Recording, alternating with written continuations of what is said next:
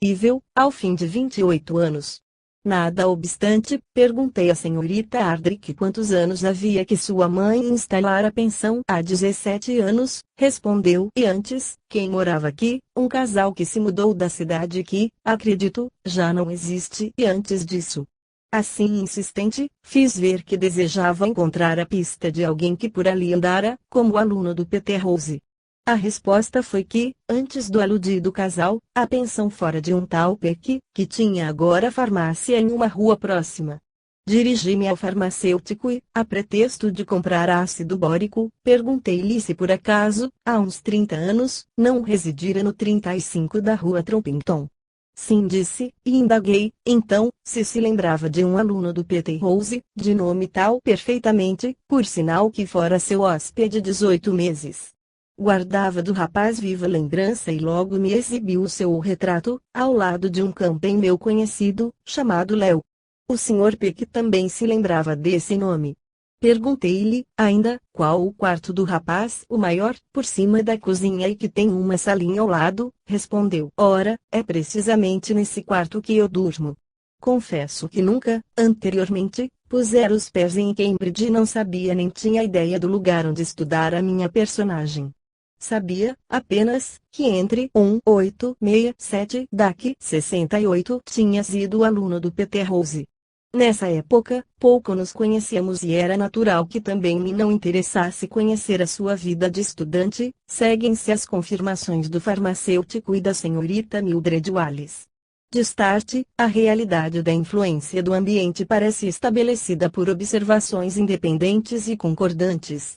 Idêntica a impressão decorre dos episódios verificados na casa turca do Sr. Pierre Loti, em Rochefort, e que, no seu conceito, era misteriosamente mal assombrada. Nunca pude ver nada absolutamente pormenorizado a esse respeito, pois o sensitivo poeta tem tão grande temor da morte que se torna impossível tocar-lhe no assunto. Aliás, conheci o fato muito tarde, num tempo em que ele, o poeta, já tinha as faculdades adormecidas como em sonho. De fato, vários anos havia que os fenômenos tinham sido constatados em sua casa, de mistura a reminiscências orientais que lhes acrescentavam. Pierre Loti faleceu em 10 de junho de 1923. Em fevereiro de 1922, palestrando a respeito desses fenômenos com o célebre escritor Courteline, contou-me ele o que lhe dissera de viva voz o autor de Pescadores da Islândia, isto é, que muitas vezes, ele, Loti, e seus amigos, sempre que lá pernoitavam, eram acordados com fortes pancadas na porta da mesquita que mandara construir num andar da casa de Rochefort. E acrescentava que muitas vezes tinha visto, ele mesmo, no azulejo do piso, traços nítidos de pés de criança. Referindo-me esses fatos, dizia Courteline não ser possível duvidar. Ambiência dos objetos. Emanações sutis. Ação subconsciente do próprio orientalista apaixonado. Manes despertados. Alguma coisa há.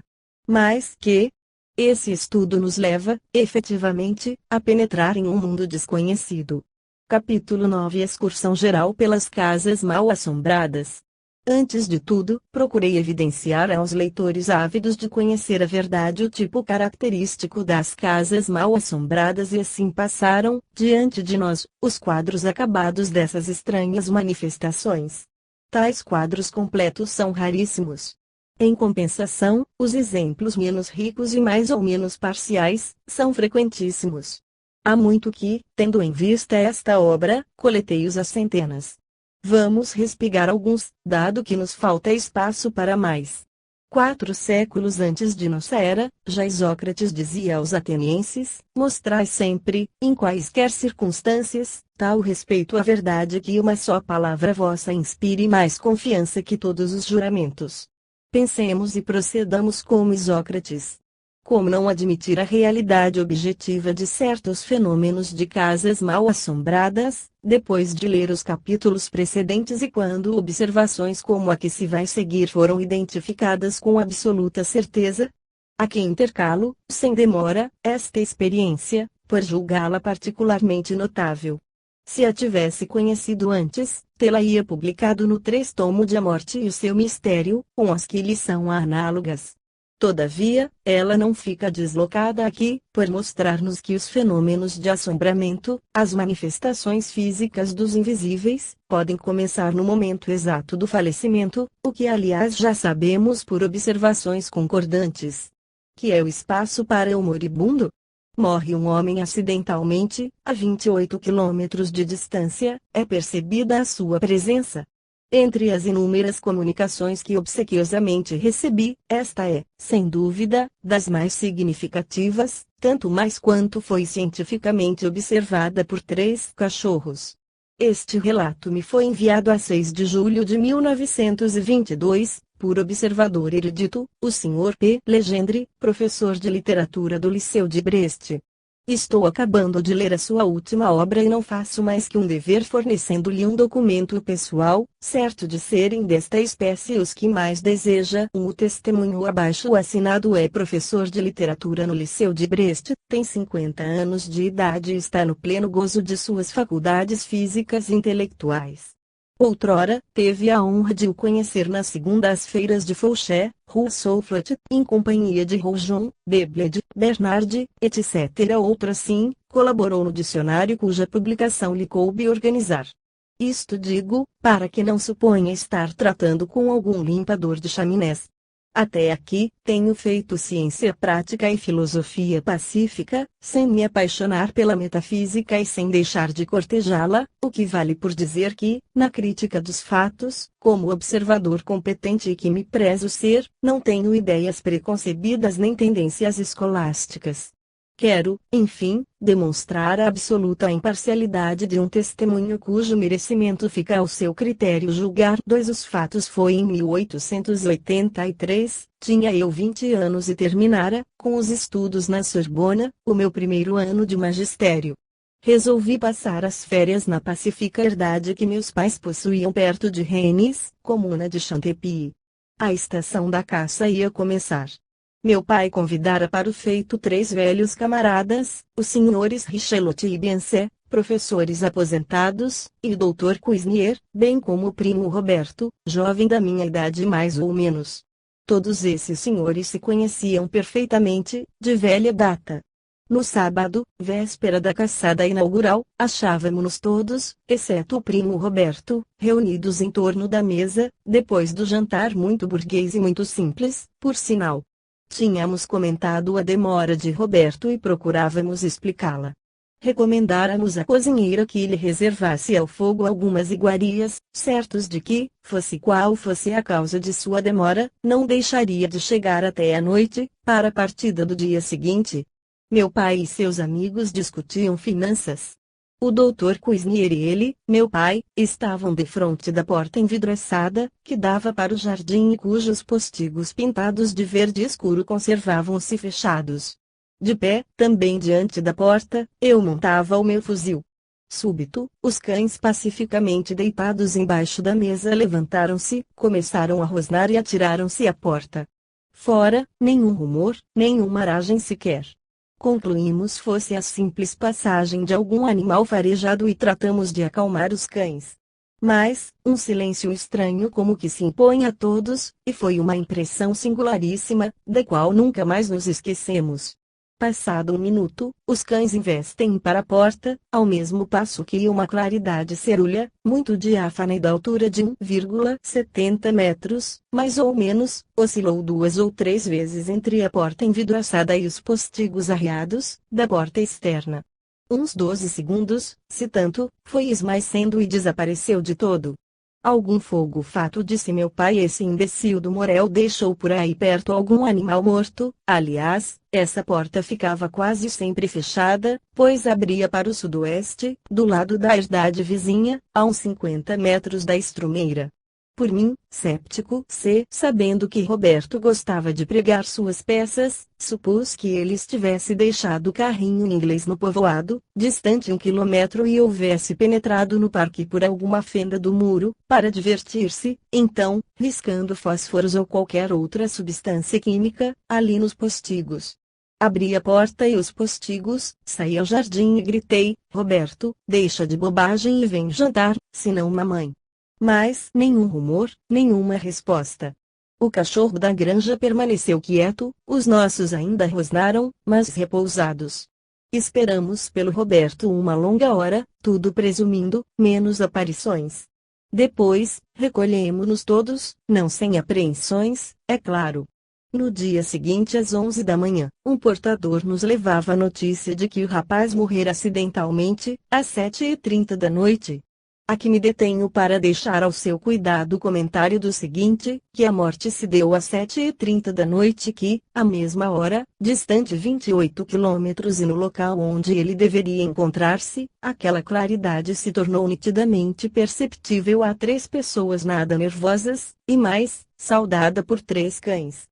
A impressão foi tal, que, durante muito tempo, declaravam os testemunhantes nada terem visto, jamais, que se lhe assemelhasse. Também sobre essa impressão, exclusivamente e única e da qual conservo perfeita lembrança, é que aqui me permito insistir.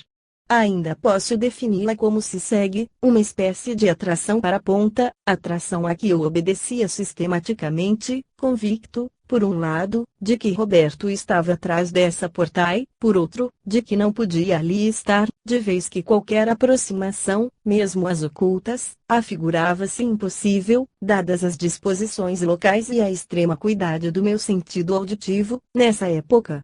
Acrescentarei mais, que no dia imediato ficou devidamente constatado que o imbecil do Morel havia solicitamente raspado as aleias e nada havia perto da porta. De resto, entre a porta e os postigos, nenhum traço de combustão ou de produto químico, qualquer. Aí tem os fatos e, como recordação de nossas discussões científicas e literárias de antanho, queira aceitar, etc.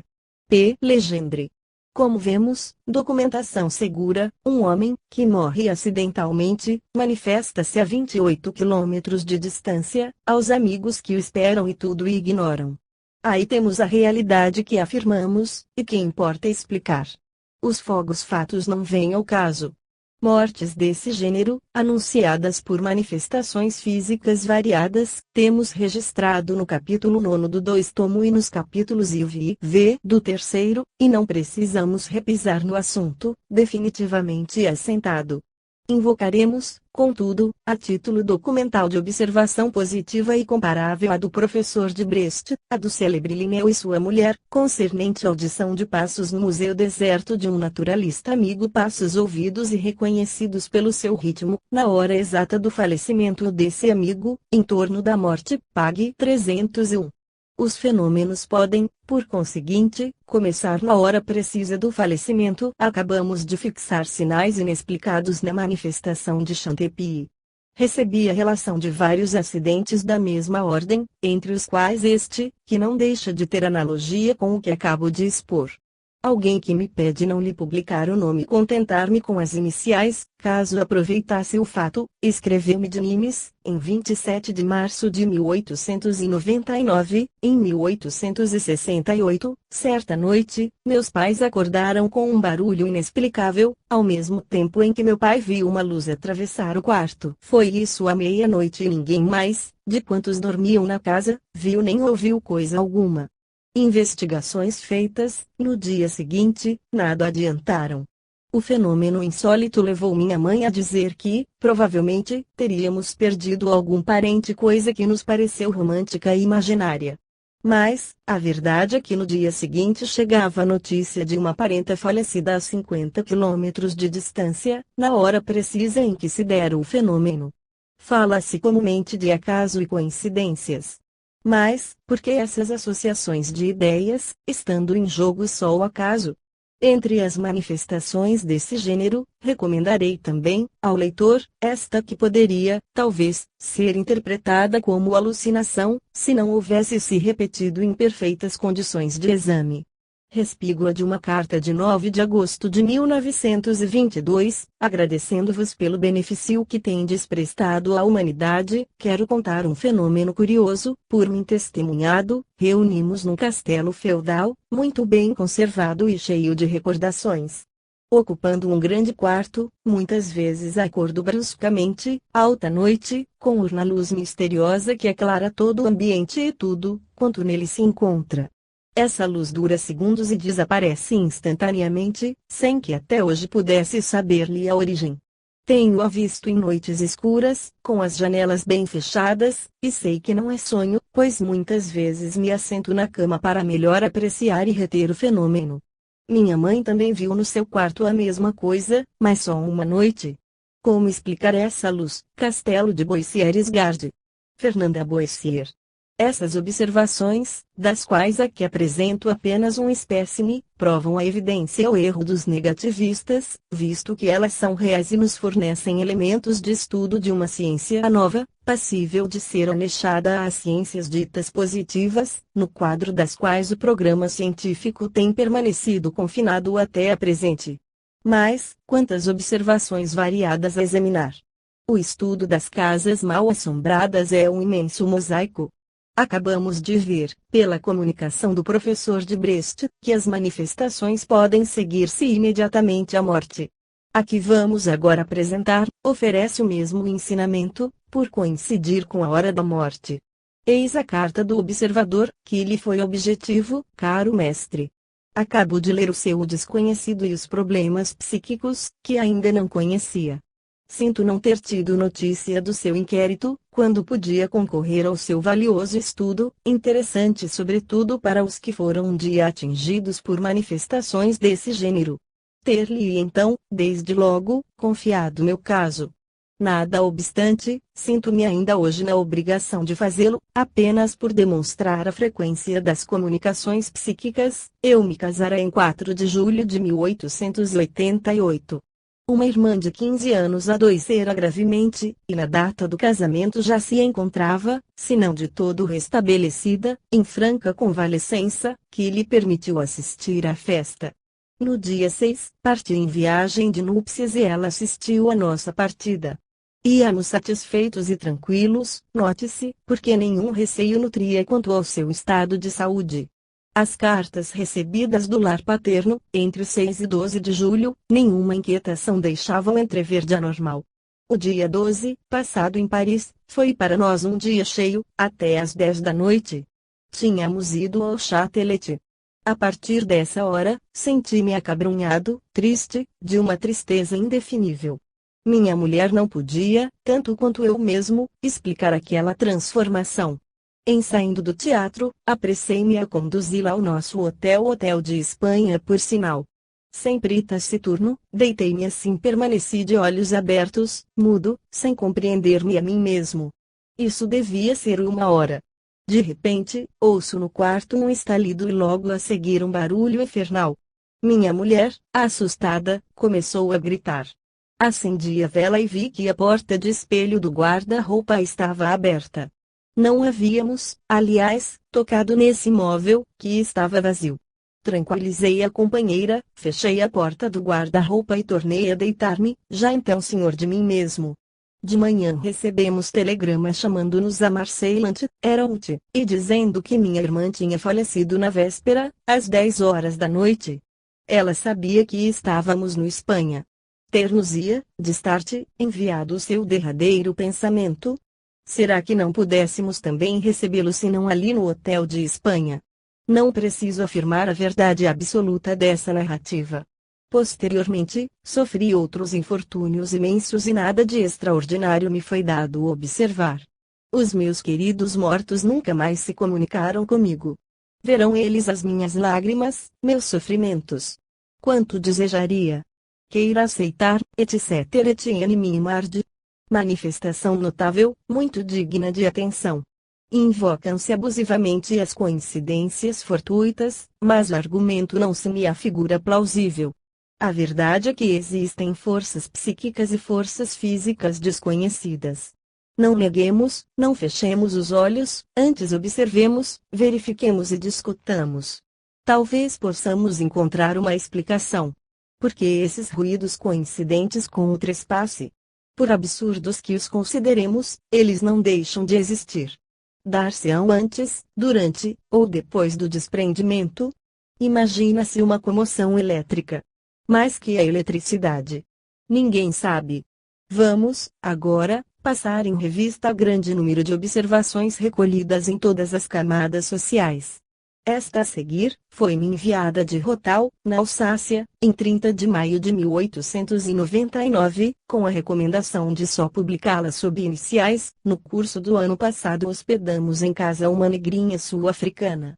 6 semanas após o seu regresso ao país natal, a família estava toda reunida na sala de jantar, quando ouvimos passos na escada que conduzia ao pavimento superior. Esses passos se encaminharam para o quarto sobreposto à sala onde estávamos, e nele penetraram e se detiveram, afinal. Mas, não ouvimos qualquer abrir de porta. Tratamos logo de ver o que seria, mesmo porque, o andar superior estava então desocupado.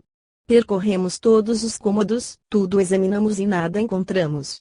Conjeturamos, então, se a negrinha ainda aqui estivesse, diríamos que era ela que tinha subido, tal a semelhança do seu andar cadenciado, lento, pesado. 4 semanas mais tarde tivemos notícia do seu falecimento em data coincidente com a do fenômeno. Essa rapariga nos estimava muito e ao expirar só falava nos seus amigos da Alsácia. É um fato constatado por 5 ou 6 pessoas.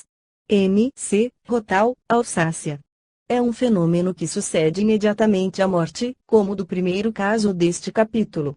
Não se passa um ano que me não venham comunicados análogos, de diversos países. Aqui temos um mais recente, isto é, de 1923, apresentando fenômenos físicos singulares no momento da morte. Essa manifestação deu-se em Frontignan, no dia 15 de maio às 23h30 e foi-me comunicada pelo Sr. Al. Garnier, diretor de importante usina petrolífera e avô do herói desta história, falecido com 20 anos e 5 meses, em consequência de uma meningite tuberculosa, que o abateu em 5 dias.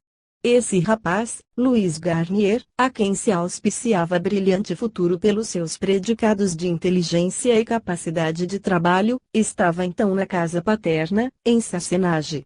O seu avô residia em Frontignan, onde também morava a noiva do rapaz, afetuosa e dedicadíssima ao noivo, pois que se conheciam e estimavam da mais tenra infância. O dia de Páscoa, 1 de abril, motivara uma reunião festiva das duas famílias e nós os parentes, escreve o Sr. Garnier, sentamo-nos alegres pensando na felicidade que o belo par deveria completar dentro de pouco tempo. Mas, quem o diria? 6 semanas depois, a traiçoeira moléstia tudo destruía. Luiz morreu falando na noiva. Ouçamos, porém, o narrador: preparava-me para seguir viagem, a fim de assistir às exéquias de meu filho, quando me disseram que a Mariazinha acabava de chegar, banhada em lágrimas. Ele morreu às 11h30, foi dizendo logo que me viu, atirando-se aos meus braços. Como pode sabê-lo? Porque ele próprio me veio dizer. E, soluçante, começou a discorrer uma série de coisas que a princípio não pude compreender, mas que me foram depois repetidas por seus pais e resultam neste relatório. Na noite de 15 para 16 de maio, toda a família S, composta então do casal e da senhorita Maria, havia outra filha casada, em Corbis, tinha deitado às 21 horas. O quarto da senhorita é contíguo ao dos pais e contém 2 camas, isto é, a dela e a da irmã. O quarto do casal tem apenas o leito comum, cuja cabeceira fica encostada ao tabique que separa os 2 quartos. Entre a beirada da cama e a parede, um espaço livre, da largura mais ou menos de 1 metro, de sorte que o leito pode ser contornado por 3 lados. Correspondendo aos pés da cama, no ângulo esquerdo, uma cômoda com prateleiras, encostada à parede. Sobre essa cômoda está um pequeno soco de madeira, no qual se apoia um pequeno relógio de salão, sempre regulado e funcionando perfeitamente. Pouco distante, fronteando o meio da cama, também encostada à parede, vê-se uma poltrona, deixando um vão de 0,70 centímetros entre ela e a dita cômoda. Isto posto, para melhor compreensão do sucedido, voltemos aos 3 ocupantes ali acomodados. A senhorita não podia adormecer, muito angustiada, e soluçava convulsivamente, de quando em quando. Depois de procurarem acalmá-la com palavras carinhosas, os velhos começaram a adormecer quando um grito estridente, inarticulado, como de alguém que se estivesse estrangulando, a todos sobressaltou. Maria exclamou: "Papais, mamãe, ouviram?" Ao mesmo tempo, queda como de um corpo pesado sobre almofadas macias. O Sr. S. ligou de pronto a luz. A primeira coisa que se lhe deparou foi o relógio, ainda há pouco isócrono em seu tic-tac, de pernas para o ar, no assento da poltrona. Os ponteiros parados marcavam justo 11h30.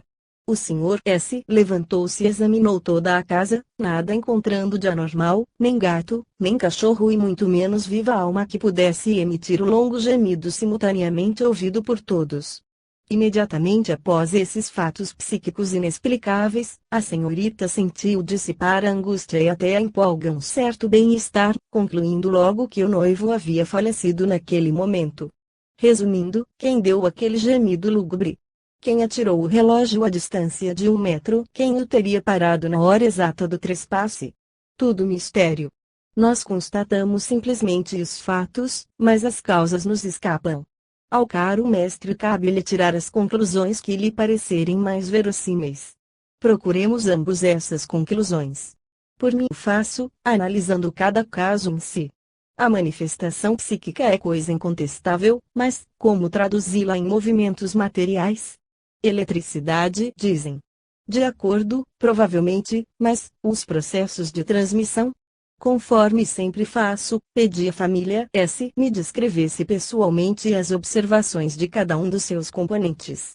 A senhora e a senhorita aqueceram em responder textualmente com os seus depoimentos, aliás, idênticos ao do Sr. Al. Garnier. O gemido foi de todo ouvido e o deslocamento do relógio foi constatado por 3 testemunhas. Nosso dever é registrar todos os fatos íntegros, certos, sem nos despreocuparmos da faculdade de exame primordial. Em novembro de 1913 muito se falou de uma casa mal assombrada, em Blois. Nem mais nem menos que algazarras, berros e pancadas nas paredes de uma casa habitada pela família Jarossai, composta do casal e uma filha de 10 anos. O inquérito a que procedi demonstrou que nada se passou de sério por lá. Cartas de nos 2495 e 2510, de 18 de fevereiro e 24 de março de 1914. Os ruídos cessaram com a intervenção da justiça e teriam por fim atrair para os moradores a comiseração pública. Dava-se o fato no quarteirão de Granges, não longe da rua Galheres.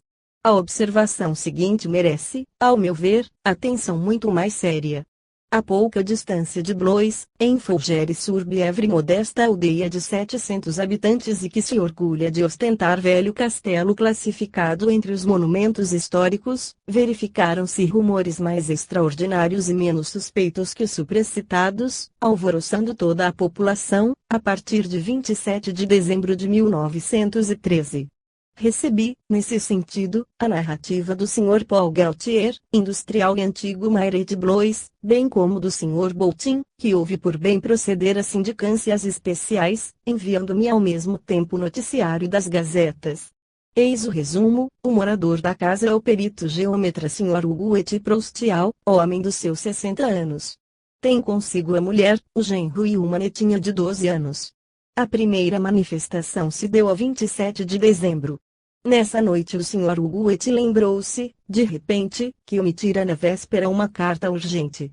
Levantou-se, pois, às 13h30 da madrugada e acendeu a luz. Mal entrava no gabinete, ouviu o vizinho a rachar lenha, coisa que deveras o surpreendeu, atenta à hora. De manhã chamou às falas o Sr. Collier, o vizinho, e grande recíproca foi a estupefação de ambos, visto que o Sr. Collier não só não rachara coisa alguma, como também ouvira a mesma coisa, tanto que tencionava exprobrar-lhe haver perdido o sono. A partir dessa data, todas as noites, ouviam pancadas nas divisões internas e as paredes como a oscilarem.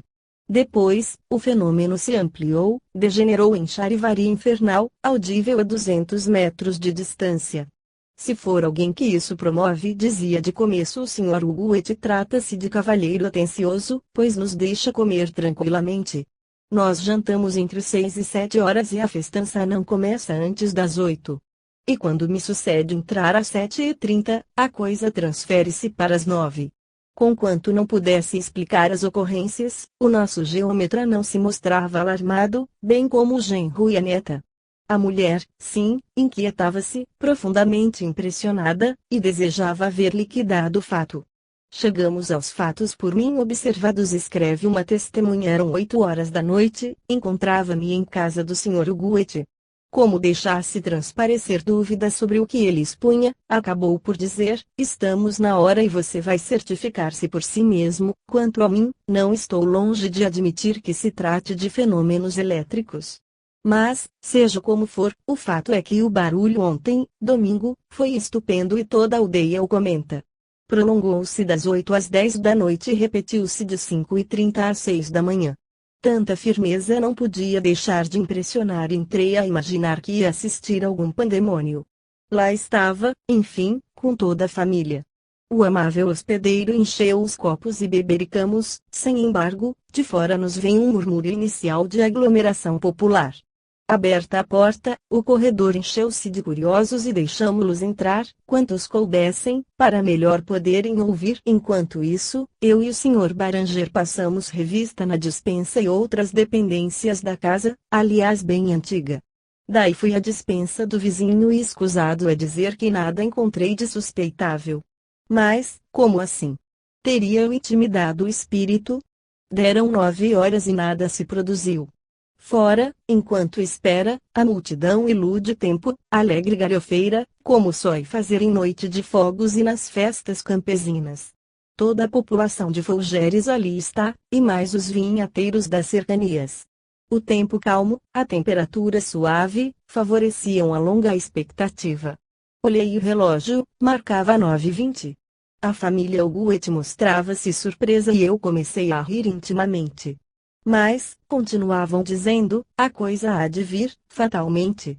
Nada obstante, conseguimos que o pequeno fosse deitar e, quando ele anuiu, estrondos formidáveis abalaram a parede que separa o corredor do quarto onde estávamos. São 9h25.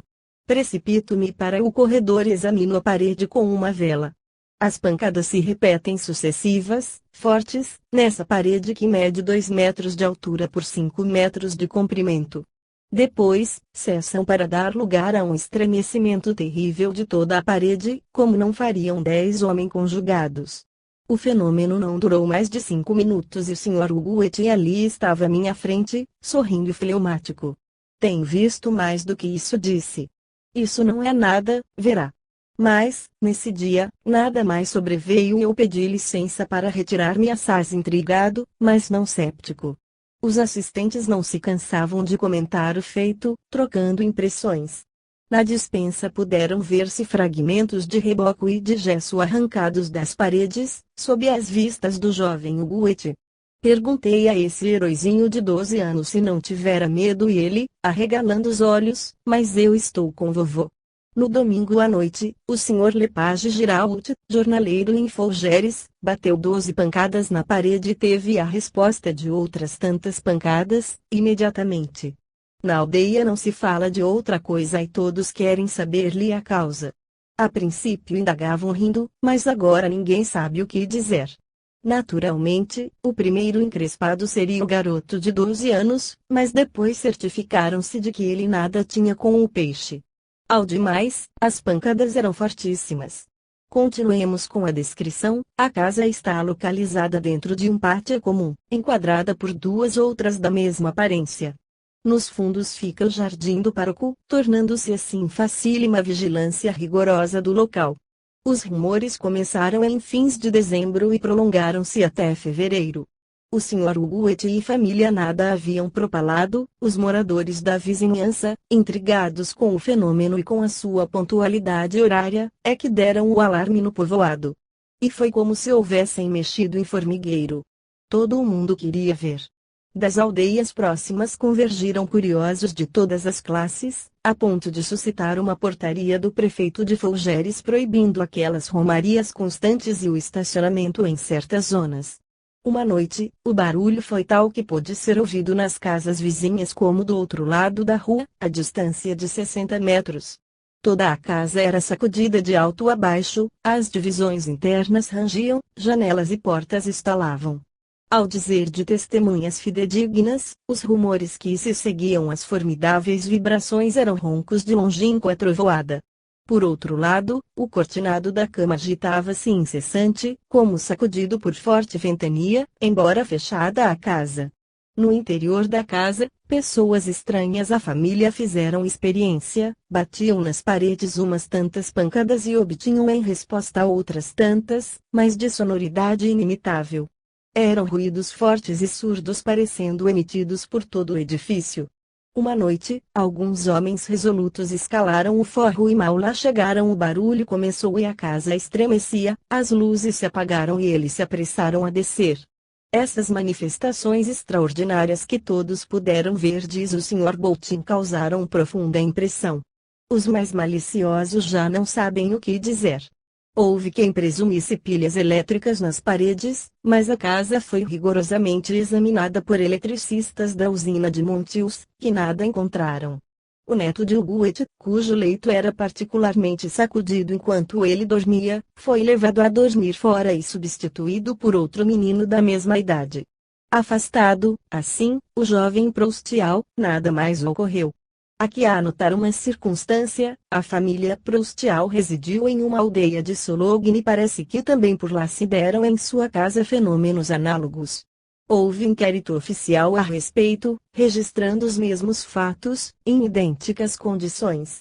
O Sr. Boltin acrescentava ao comunicado de 14 de fevereiro seguinte: conheço o Sr. Uguet há uns 15 anos e sempre o considerei um temperamento calmo, incapaz de excentricidades destinadas a divertir o público, goza de sólido conceito local e os seus antecedentes são os melhores possíveis, pelo que, não atino com o interesse em criar para si, voluntariamente, uma situação estranha. Nesse, como na maior parte dos casos análogos, a causa desconhecida, produtora dos fenômenos, está associada a um organismo moço, mas não quer isso dizer que seja uma condição exclusiva. Este mundo é mais desconhecido do que a América anterior a Colombo e Vespúcio, e a sua exploração é porventura mais complicada que a dos silvícolas do Novo Mundo, posto que não tenhamos que temer a antropofagia. Procuremos, portanto, estudá-lo com todo o rigorismo dos métodos científicos. Comparemos as observações. O que só nos embaraça é a escolha do cabedal desse estudo, preocupados com a eliminação dos casos duvidosos, ou adulterados. Gentil leitor e artista de conceito enviou-me em fevereiro de 1920 a seguinte narrativa: devo dizer-vos, caro mestre, que estes fatos ocorreram em nossa casa, na herdade de Montmorency, em outubro de 1912. Havia 6 meses que meu pai guardava o leito em consequência de uma nefrite e uremia consecutiva. Os criados, assaz dedicados, eram em número de 3, a saber, cozinheira, arrumadeira de 28 anos e uma pequena de 14 para serviços leves. Em agosto desabou tremendo temporal e uma faísca atingiu a cozinha, justamente quando as criadas na faziam refeição, e com o que muito se impressionou a arrumadeira. A casa, situada em uma elevação do terreno, tem 2 andares, pavimento térreo e porão. Jardim em toda a volta.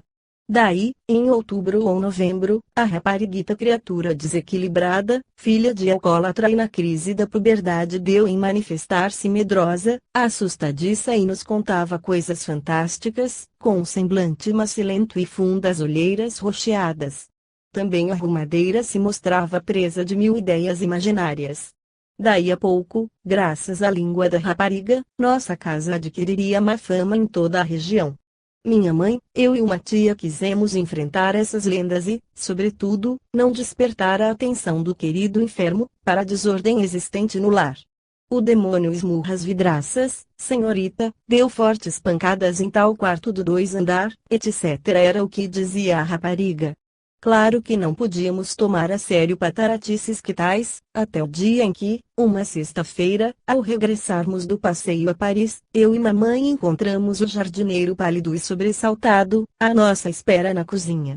A criadinha e a arrumadeira tinham se sentido muito mal e o secretário de meu pai, que lá fora assinara alguns papéis, mostrava-se embaraçado. Que teria havido, quando ele, secretário, quis tomar o chapéu no cabide, foi detido por pancadas regulares na porta de entrada, 2 ou 3 vezes, e para ali se dirigindo não encontrou ninguém.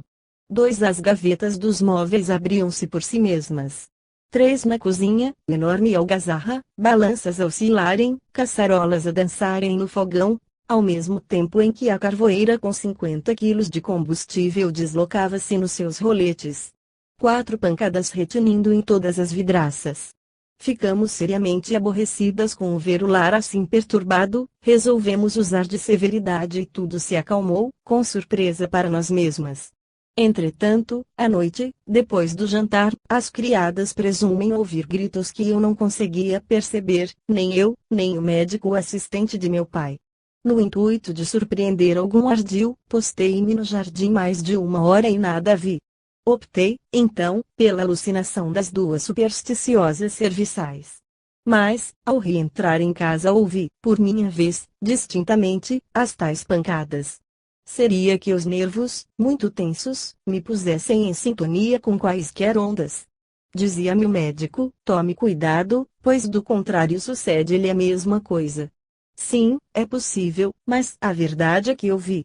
No dia seguinte, cerca de 8 horas, a cozinheira, muito afobada, veio dizer-me, não posso fazer o almoço, a coisa lá está batendo, em cima e na varanda é um verdadeiro caos.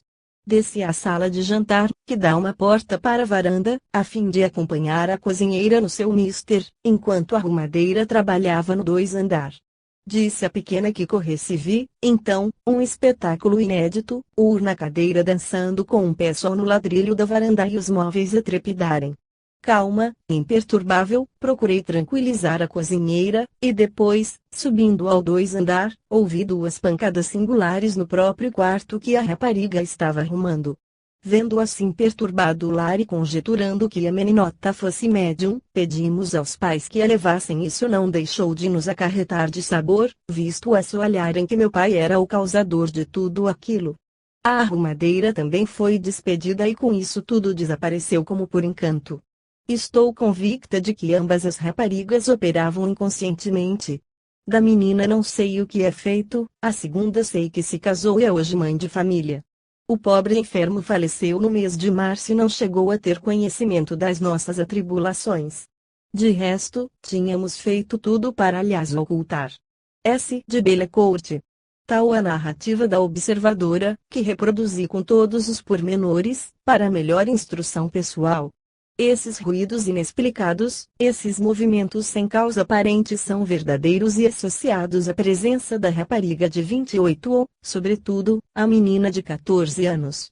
É também certo que lhes não cabe partícula de consciência, e sim de uma força desconhecida, servindo-se delas. Teria o enfermo exercido qualquer indeterminada influência, consideremos ainda outras observações, feitas com critério. Prefiro sempre as que me vieram de primeira mão, oferecidas pelos próprios observadores. A narrativa a seguir é das mais inverossímeis. Entre milhares de comunicados que tenho recebido nesses 25 anos, em resposta a inquéritos por mim provocados para elucidação de problemas que, na maior parte, parecem insolúveis, este é dos primeiros e não foi publicado até agora, posto que date de 1899. Ele poderá causar ao leitor a mesma estupefação que me causou. Trata-se de passos estranhos em uma escada, e de uma porta violentamente arrombada. Dizia Ptolomeu, há 200 anos, que nada havia mais ridículo, estúpido e risível que a hipótese do movimento da Terra. Meu patrício Philippe Le Bon objetava ao inventor do gás, em 1804, que tolice supor lâmpadas arder e aclarar, sem óleo e sem mechas. Insensato clamavam as defensentes de construída a primeira locomotiva a admitir carruagem sem cavalos. Tirar retratos sem lápis, pincéis e tintas, é absurdo, afirmavam a Daguerre, em 1838. E assim por diante. Neste livro, temos sob as vistas fatos não explicados e atualmente incompreensíveis, cuja aparente impossibilidade não nos deve deter com paradoxos anticientíficos, anteriores aos conhecimentos humanos especializados. Essa observação não é menos surpreendente que as anteriores. São fatos ocorridos em Estrasburgo, na rua Sanglier número 5. Estávamos em fevereiro de 1855, escreve a testemunha. Tinha eu 15 anos e morava com minha mãe viúva e uma irmã. A casa, no centro da cidade, era um velho sobrado de 2 pavimentos, o primeiro ocupado por um ourives muito assíduo ao trabalho e pai de 7 filhos, dos quais o mais velho tinha 12 anos. Nós ocupávamos o segundo, no forro do qual ficavam as respectivas despensas, com acesso por escada partindo do limiar do nosso alojamento. O ourives, não raro, tinha em casa joias de grande valor e a única precaução que tomava era o segredo, para que ninguém o soubesse. E ninguém suspeitaria que naquela modesta habitação pudesse haver, às vezes, adereços preciosos que representavam fortunas. Certa feita, a mulher do ourives nos confidenciou que vinha de algum tempo ouvindo passos noturnos, subindo e descendo a escada. Pura ilusão, respondemos, rindo-nos.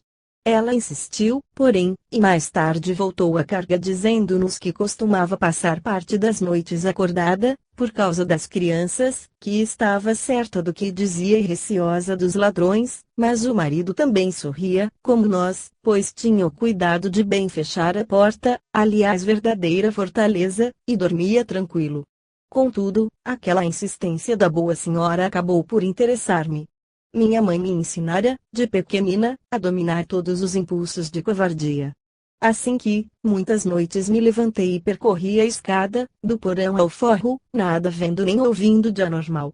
Contudo, às insistências da mulher, cheguei a colocar na beira dos degraus copos d'água, cheios e recolhidos intactos. De manhã, imaginei outro artifício, atravessar um fio de linha preta em toda a escada e em níveis irregulares. De manhã os fios estavam intactos e a mulher continuava afirmando haver gente na escada. Isso acabou por impressionar-me, e mais direi, inquietar-me, temer os ladrões, um atentado à pessoa do ourives, sei lá que mais.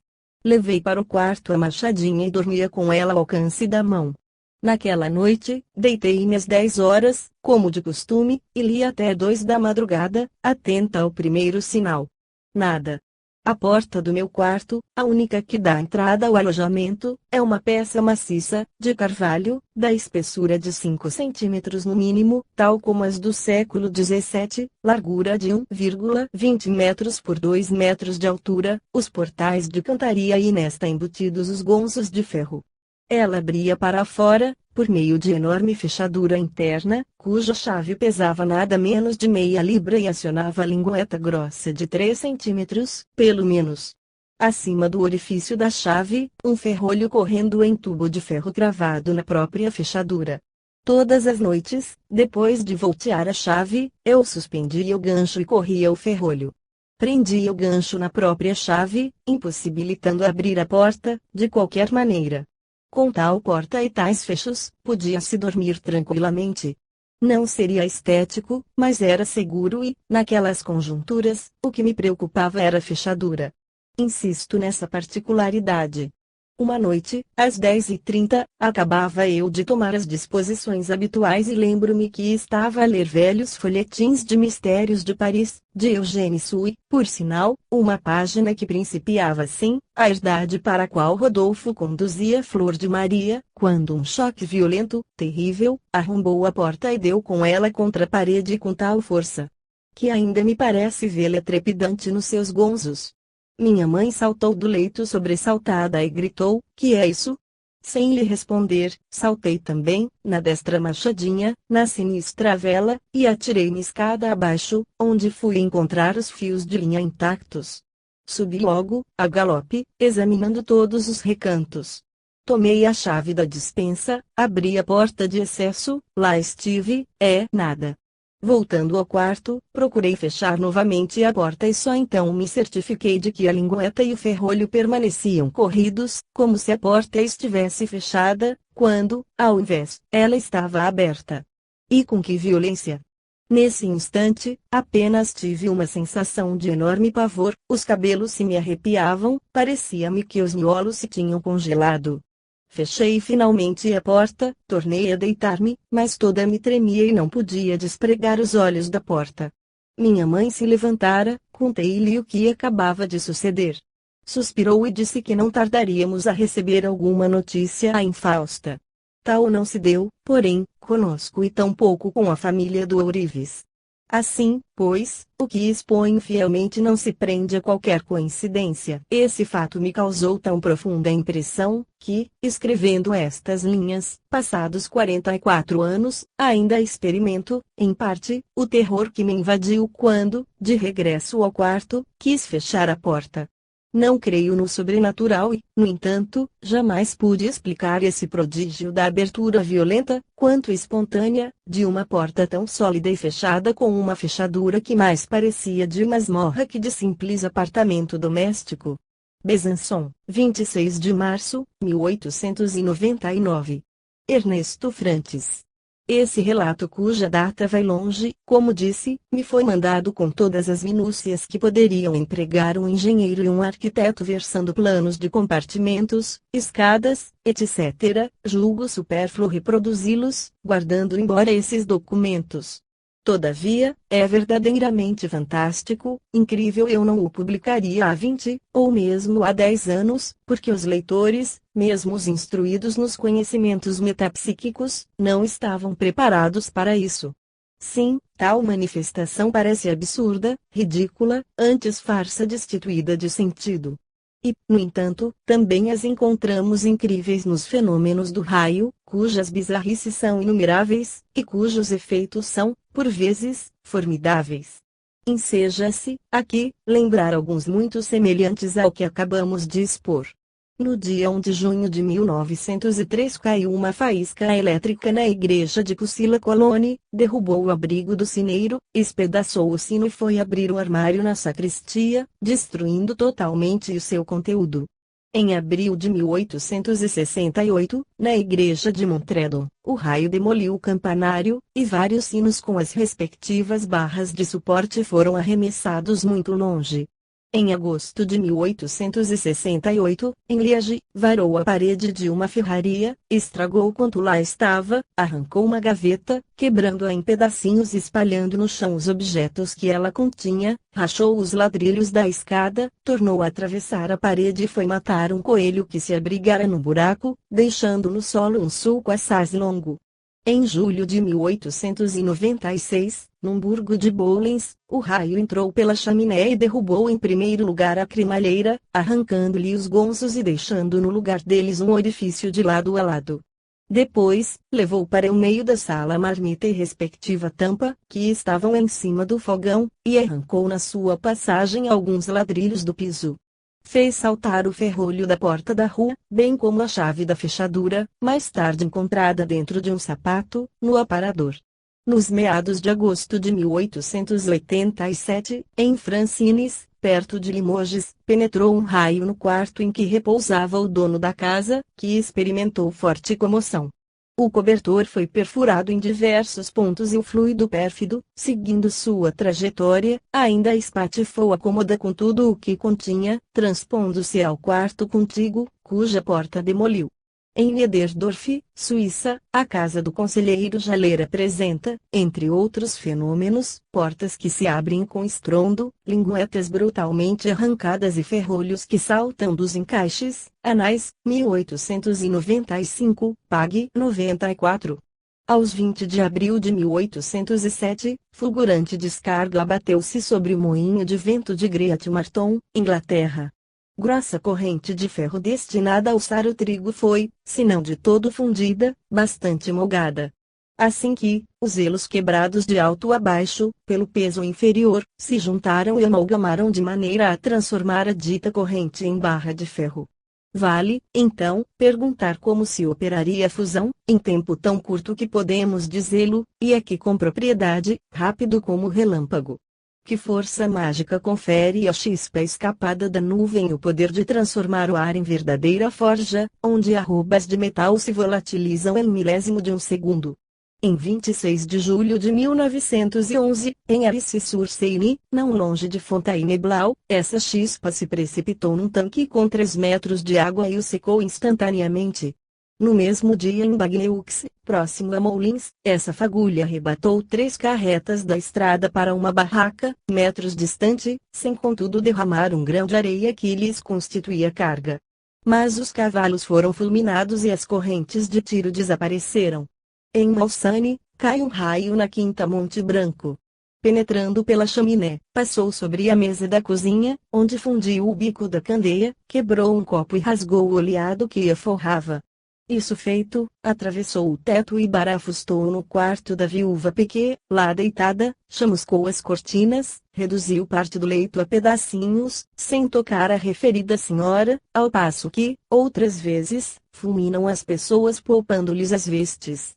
Ainda um exemplo respigado nas minhas coleções, depois de me haver referido uns tantos fenômenos psíquicos singulares, o Sr. Torelli escreveu-me de início o seguinte: em novembro último, estávamos em 1898, e em data que poderei determinar, se necessário, por volta das 2 da tarde e depois de grande temporal e trovoada, subi ao pavimento superior da casa que tenho em Mônaco, e lá se me deparou um quarto completamente alagado. Visitei o telhado para certificar-me do que havia e encontrei uma fileira de 6 telhas chatas, deslocadas metodicamente e colocadas a uns 40 centímetros abaixo, isto é, 2 filas de telhas embaixo, mas bem ajustadas e alinhadas, qual se o fizera um bom operário. E as telhas confinantes com as deslocadas não tinham sinal de avaria qualquer.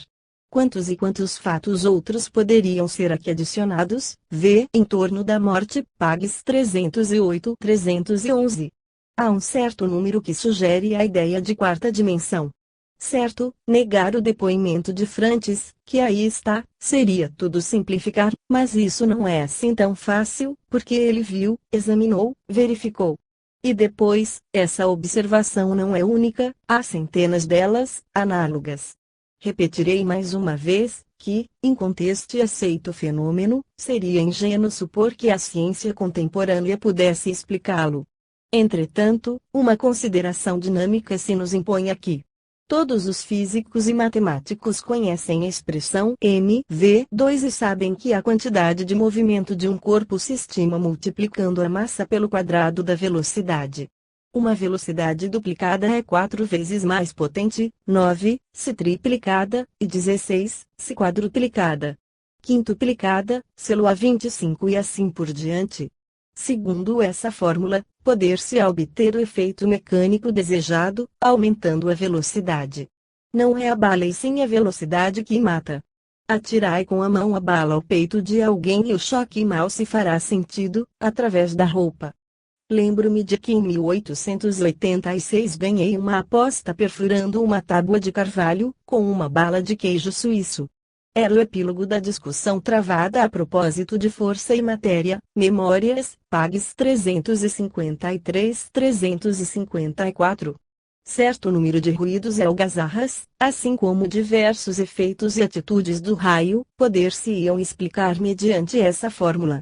Todas as modernas descobertas científicas induzem a admitir que a matéria é de natureza elétrica e que as forças de coesão molecular, que dão rigidez aos corpos sólidos, são forças elétricas. Abstenhamo-nos, porém, de muita explicação, pois ninguém sabe o que seja verdadeiramente a matéria. Um átomo radioativo encerra enorme quantidade de energia intraatômica, capaz de arrasar uma cidade. Mas, ainda mesmo que não possamos explicar os fenômenos, temos o dever científico de os admitir, desde que rigorosamente observados.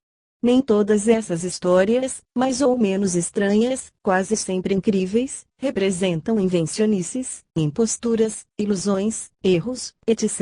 Aqui, como em tudo, convém encarar o problema com largueza de vista, sem prevenções. A conclusão de todas essas experiências é que existe, em nós e em torno de nós, forças naturais desconhecidas e que, sem embargo de suas admiráveis conquistas, a ciência humana apenas amanhece. O mundo invisível é tão real quanto o visível. Os fenômenos de assombramento são muito variados e nem todos têm a mesma explicação, por derivarem, também, de causas diversas, uns produzidos por obras de mortos, outros por seres de natureza desconhecida, e outros ainda por organismos humanos, que operam inconscientemente. Esta última causa é frequente e tem levado a se lhe atribuir ascendente único em todos os casos, pela razão, insuficiente, de haver, quase sempre, um adolescente ou uma jovem associada aos fenômenos, tendo a invisível necessidade de uma força orgânica, humana, para produzi-los. todos quantos hão procurado conhecer, de experiência própria, o que há de verdade nesses fenômenos, convenceram-se e foram levados a reconhecer que as hipóteses da alucinação e da ilusão não bastam, absolutamente, para os explicar. É sentença, esta, há muito passada em julgado, mas que muita gente finge ignorar. Quem se lembra, por exemplo, que, desde o século XVII, um dos membros mais ativos da Sociedade Real de Londres, Joseph Glanville, 1630-1680, ventilou o assunto em sua obra Sadducismus Triumphatus, coletânea de fatos análogos aos aqui estudados por nós e já observados em 1600.